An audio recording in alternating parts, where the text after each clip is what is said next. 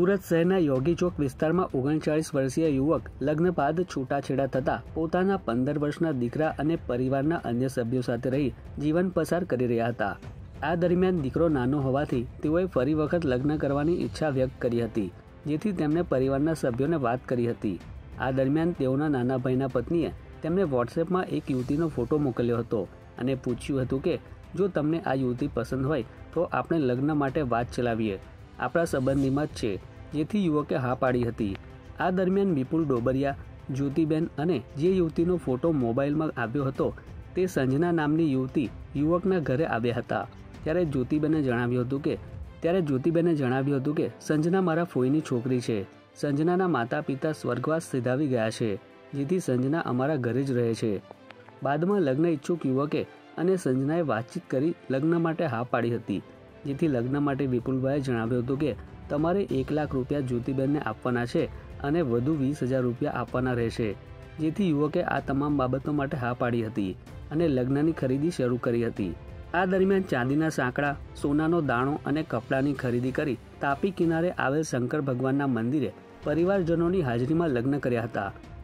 બાદમાં લગ્નની વિધિ પૂર્ણ કરી લગ્નનું પ્રમાણપત્ર બનાવવાનું હોવાથી વકીલની ઓફિસ ગયા હતા, જ્યાં લખાણ કરી વરાછા ઝોન ઓફિસ આવ્યા હતા।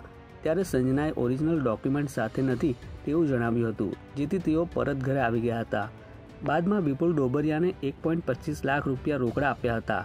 થોડા દિવસ બાદ પત્ની સંજનાએ જણાવ્યું કે દાદીની તબિયત સારી ન હોવાથી તેઓ મહારાષ્ટ્રથી સુરત આવ્યા છે, તો તેમની ખબર અંતર પૂછવા જવાનું છે। સંજનાએ પતિને જણાવ્યું કે તમે મને ડિંડોલી સાઈ પોઈન્ટ સુધી મૂકી જાઓ, હું સાંજે પરત આવી જઈશ।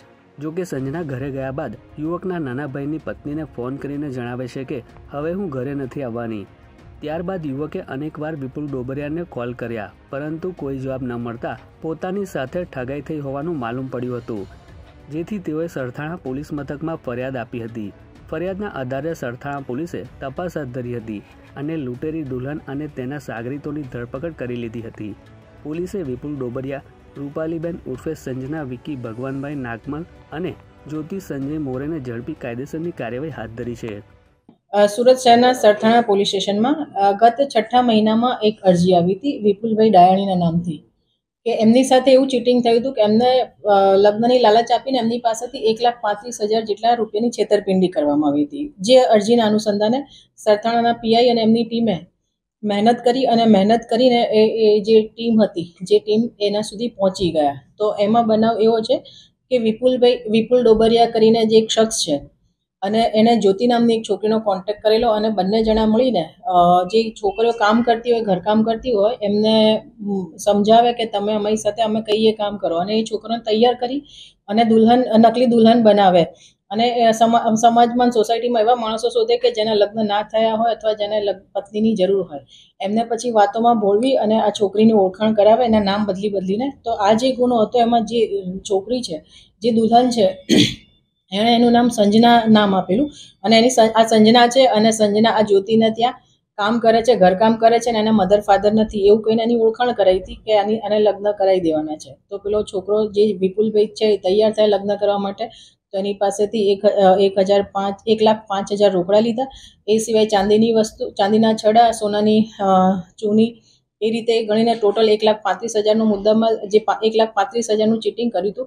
એટલે આ જે અરજદાર હતા એમને શક ગયો, એટલે એમણે પોલીસ સ્ટેશનમાં અરજી આપી। એમાં અમારા પીઆઈએ મહેનત કરી અને આ જે ટીમ છે, આ 3 જણાની જે ટોળકી છે, હાલ 3ના નામ ખુલ્યા છે અને 3 જણાએ મળીને આમની સાથે જે ચીટિંગ કર્યું છે એ સિવાય બીજા 2 જણા સાથે પણ હકીકત મળી છે। એ સિવાય બીજા કોની સાથે ચીટિંગ કર્યું છે એની અત્યારે પોલીસ તપાસ કરી રહી છે। તો આમાં 420 અને 120B મુજબ આઈપીસીની એ કલમો મુજબ ગુનો દાખલ કર્યો છે અને આગળ જે બીજું એવું પણ હકીકત આવે છે કે આને જે છે એને રૂપાલી કરીને છોકરી જે છે એણે સંજના નામ ધારણ કરવા માટે કોઈ સર્ટિફિકેટ ખોટું બનાવ્યાનું પણ અત્યારે ધ્યાન પર આવ્યું છે। તો એની પણ વેરીફાઈ કરી અને આગળ એની બીજી 467, 68ની કલમો પણ ઉમેરો કરવામાં આવશે।